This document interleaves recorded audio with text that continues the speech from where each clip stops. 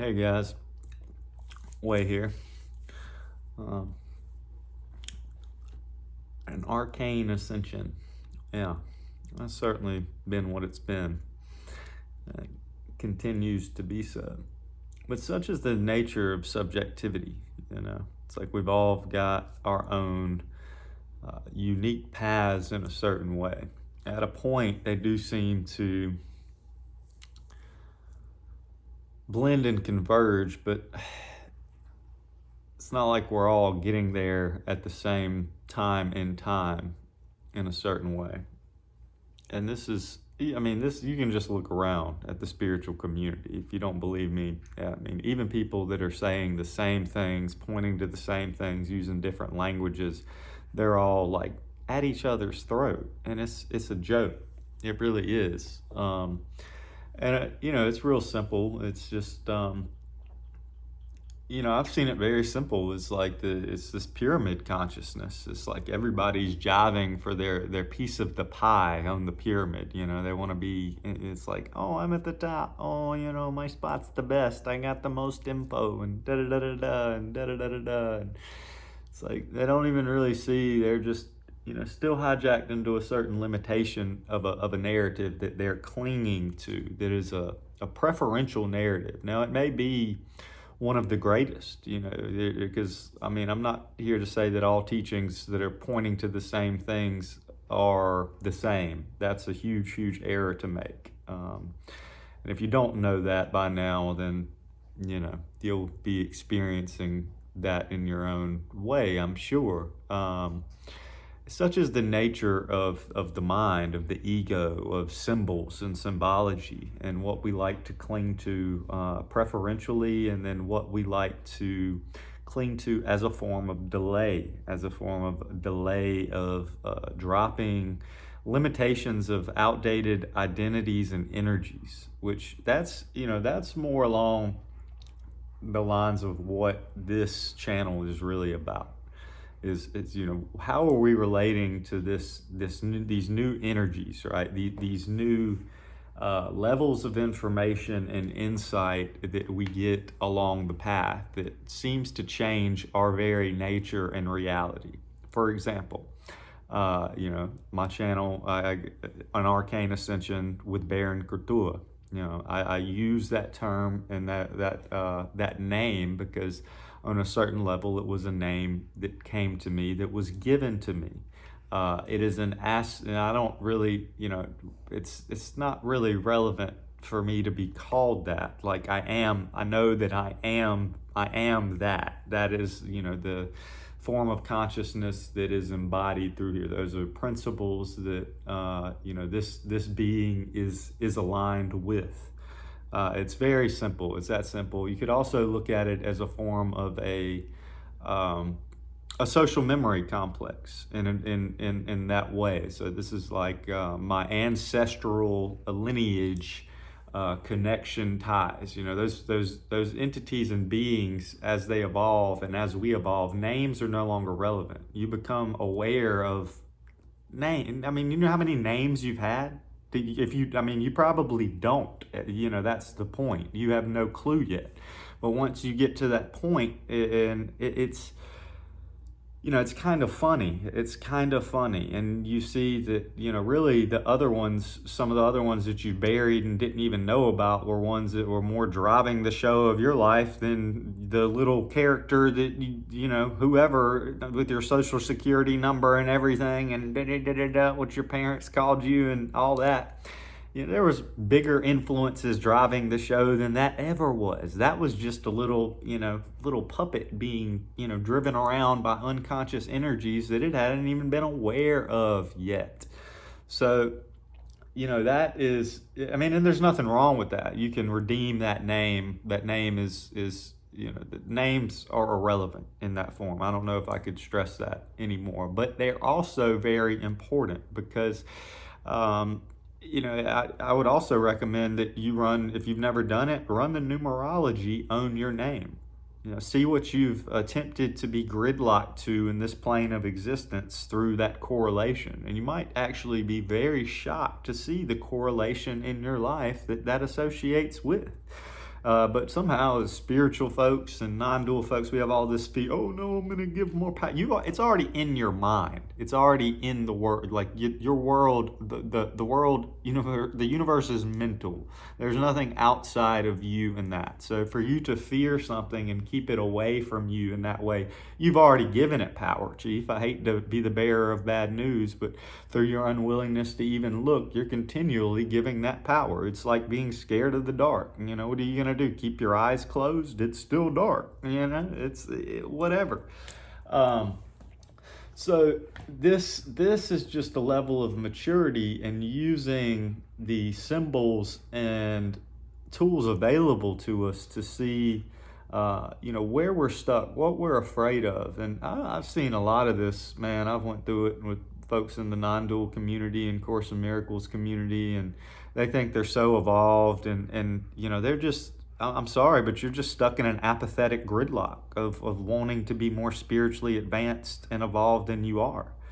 If you haven't, if you're not, I mean, I'm not saying that this is something that's like needed or that is relevant, but if you don't remember who you are outside of this, then you're still completely captivated and stuck in this. Duh.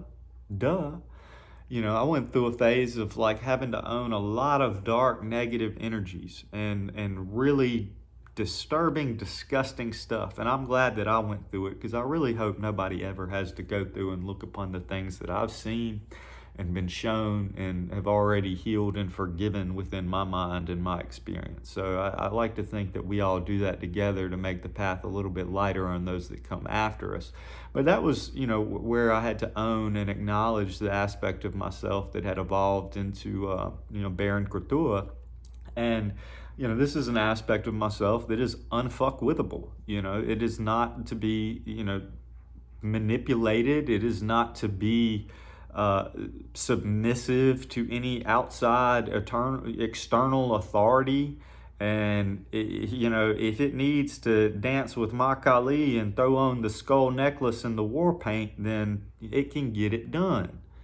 And I don't say that lightly. I don't say that as a joke either. That is something that if you never had to go there with inside yourself, I kind of hope you don't, in a certain level. Maybe that's already been integrated in certain lives. My life, there's been a lot that has needed integration here. There's been a lot of symbols, a lot of occult terminology and information that had to be owned and forgiven to be and to get to the place that I am today. And, this has been a journey through my own subconscious. These sub-personalities and aspects of self, symbols that were introduced into the mind at different points. Just recently, I went through a very, very profound initiation and download with throughout the symbols of the crystal skulls, and tapping into that level of consciousness. And there was so much fear surrounding that, so much fear, the idea of being one. And this is a huge distortion too, guys. And I feel like the males on this planet have really got to get beyond this, is this level of being, it's like the ring of power, the ring of power. Are you gonna be the one that owns it all? Like, are you gonna be, can you do that? And it's like, no. Well, the whole point of that story is that corrupts absolutely. Absolute power corrupts absolutely. And it's, there's not just that option. There's the round table where we share in this. And that is what you are really invited to step into consciously, is seeing, yes, you will be shown through your own symbolism and symbology that you are cultivating, and you have been this whole time cultivating this reality. And the fact that you're just now seeing it is somewhat of a disturbing joke. But that doesn't take away from the co-creative potential, right? The co-creative potential. And then with that, you can see that, okay, well, even the dark beings and dark, brothers and, these people on the planet with agendas, like, oh, they've been doing it all, and da da da. Have I just been a part of their little game? And da da da. Are they using me?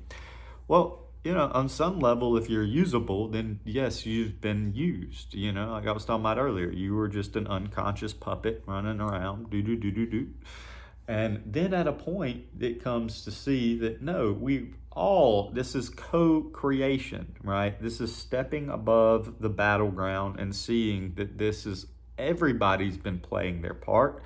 Everybody's been doing it to get to this point. Now, does that mean that we need to continue? And this can step into a level of apathetic gridlock if you let it, because does that mean that what's been going on in out of place means that it is not right, unjustifiable, clearly heavy manipulation, downright deceitful and dishonest? Does that need to continue to go on the ways and levels that it's been going on? No, God forbid. So we're taking responsibility and accountability for that.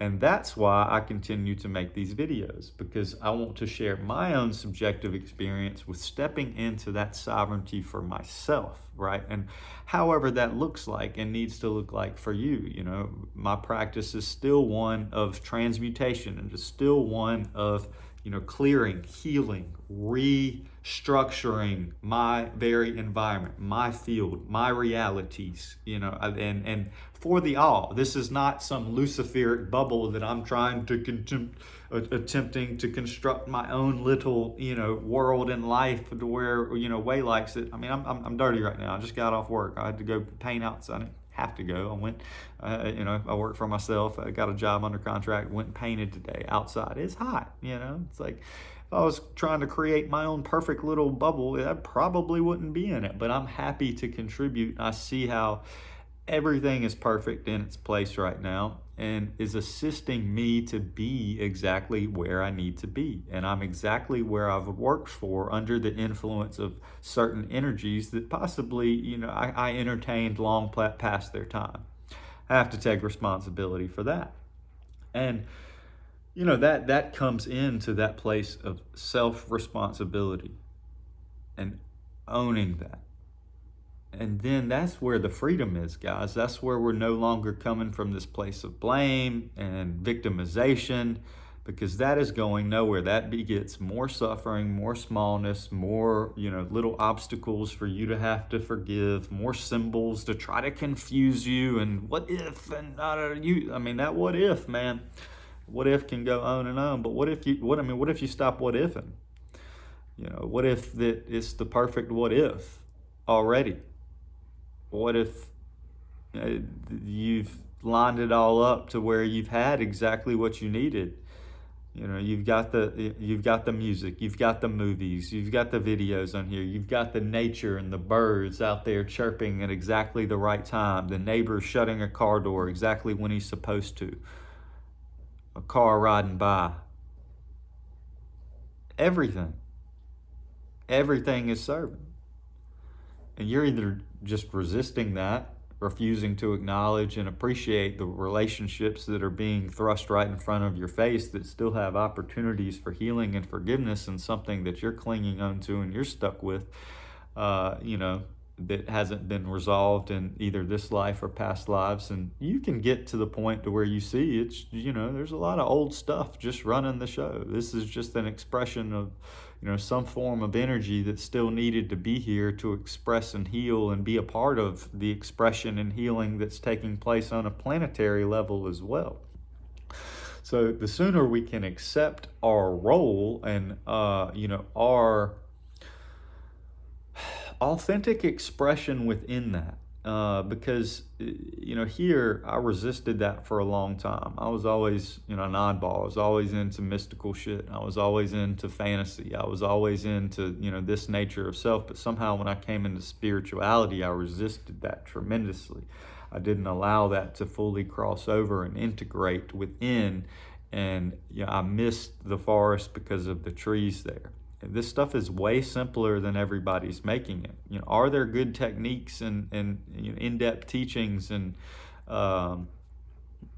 meditations and shielding and all this stuff that can be beneficial. Yes, but that is going to be a subjective experience for you. Whether you need to get into new age stuff and take that route, or whether you need to go use medicinal plant medicines, or whether you need to have your own shamanic initiations. Make no mistake, one of the weirdest initiations things I've went through, the path that I've come to have to own, is the modern, I don't even know what the fuck to call it. The modern American shamanic path. Dear God, I hope no wonder white men kill themselves more than any, in my demographic, commit suicide more than any other.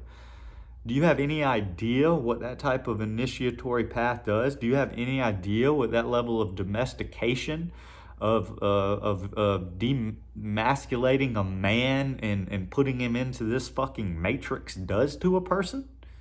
You want to, if you need to look at that to get in touch with your wrath, please do. I had to. I've lost a lot of friends to suicide, a lot of good people. Not even own spiritual paths, but just they could not take it. And God was graceful enough to allow them to be removed. However you want to see it. Were there other energies involved? Sure. Did they get off scot-free? I don't think so. That's a different story. I don't want to go there. Everything's playing its part. Everybody's choosing what they align with, and that's where it comes back to, is what are you choosing? Are we choosing the truth? Are we choosing to really be the fullness of ourselves in expression? Or are we still hiding? Are we still waiting? You waiting on my permission to be who you are? Are you waiting on me to give you permission to be the truth of you? God, I hope not, because I've got no permission slips to give. You got the keys. You are your own. You are the key master and the gatekeeper. You. Now, did you lay out a certain path to where, that those doors will open and you'll walk through things in a certain way? Odds are good.